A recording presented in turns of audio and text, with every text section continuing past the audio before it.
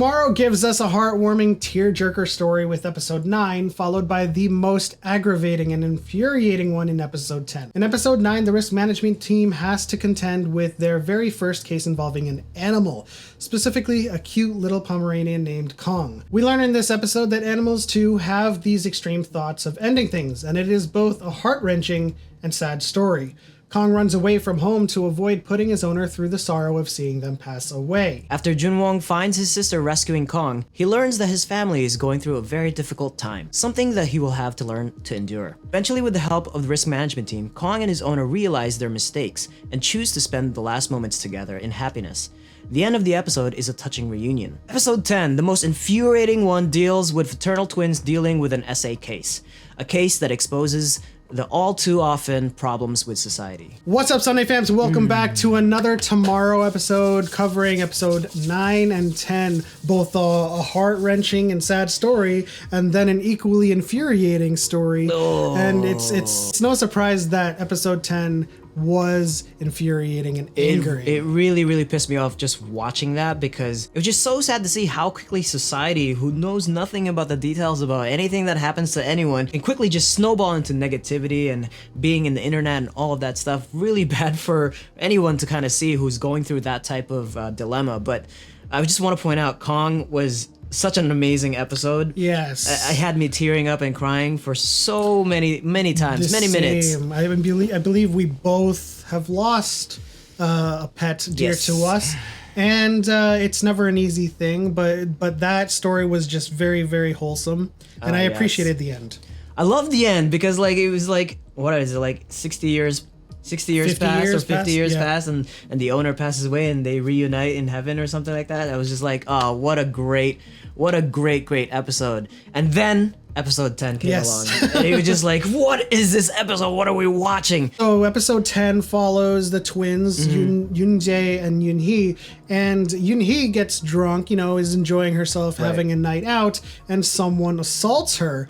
And we have this whole episode where they're in the courtroom, and the defender or the lawyer is just like, are you sure you didn't enjoy it? Like, these comments are so out of touch. And it's like all about like victim blaming. It's like, you shouldn't have dressed this way. You shouldn't have enjoyed yourself. It's like, basically you're telling people not to live their lives because of criminals instead of holding criminals accountable. Now, I know that's not part of what the overall message was for the entire episode, but I think that's where the writing team totally failed. Because there is nothing realistic. I mean, it could be realistic with the way that was kind of framed in terms of just blaming the victim over everything, but I don't believe, that's what really got me mad a little bit, because of the way they wrote that sequence of events. It's that is really how would any judge in any kind of court system ever okay, you only get what do you get, 2 years? 2 years, yeah.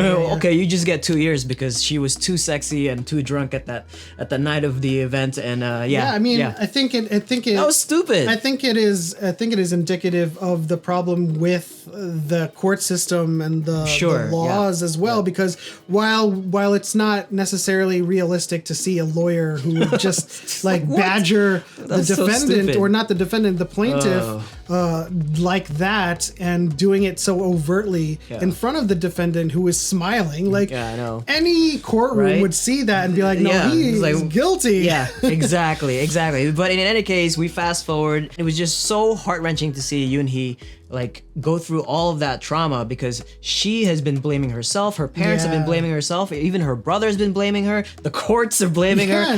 There is nothing that is going to get her. On the internet. So she's really close of ending things right now. And it causes her to blame her brother, and she doesn't really mean it when she says, we should all die, you should die, because no one believes me. And so, this is just evidence of how things can just pile up against you, and you start to say things you don't mean. And so the solution to all of that was for them to just kind of, say sorry to each other and be there for each other. Because in the end, which is a very satisfying end, Mr. Lim goes crazy, and for once, because Junwong is usually the one that's disobeying orders and stuff like that. Right. But Junwoong's the one's like, hey, take a step back, Mr. Lim. Yeah, I think this is the kind of the sign of his character evolving a little bit more. Yeah. And so Mr. Lim is going through his own traumas because of what his mother went through in his past life, right? Like she went through the same thing and it was very tragic. And so he's in this predicament where he can't control his emotions.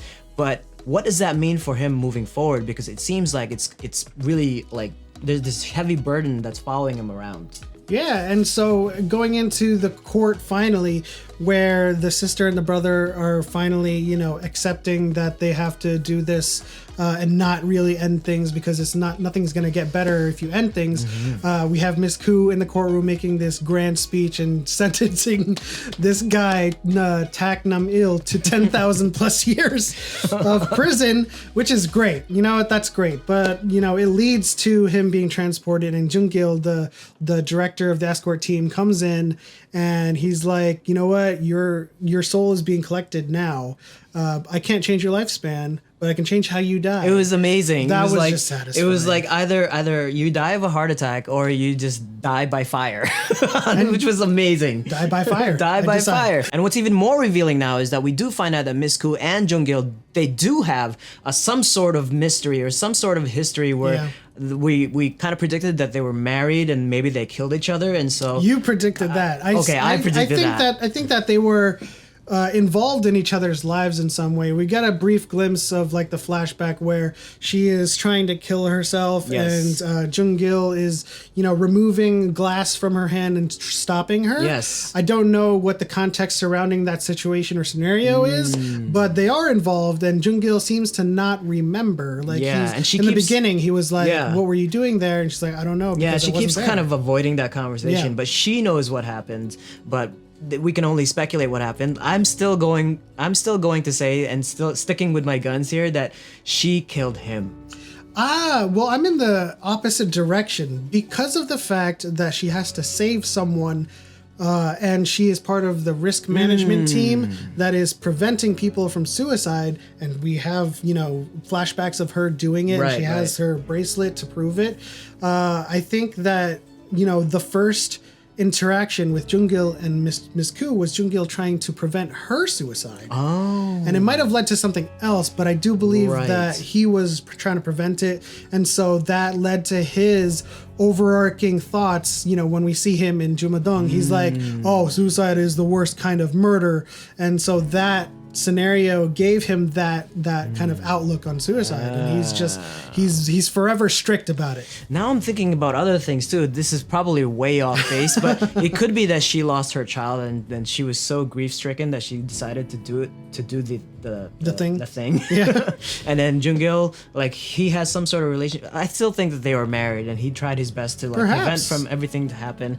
And so here we are with the mystery starting to unravel. But let us know what you guys think is going to happen in the next few episodes of tomorrow. That'll do it for our recap and our review of episode 9 and 10 of this series. If you enjoyed our video, please leave a like and subscribe for more Asian entertainment and K-pop reactions. Hit the bell icon, do all of that great stuff. But as always, this is where we're watching this Sunday. We'll see you guys next time.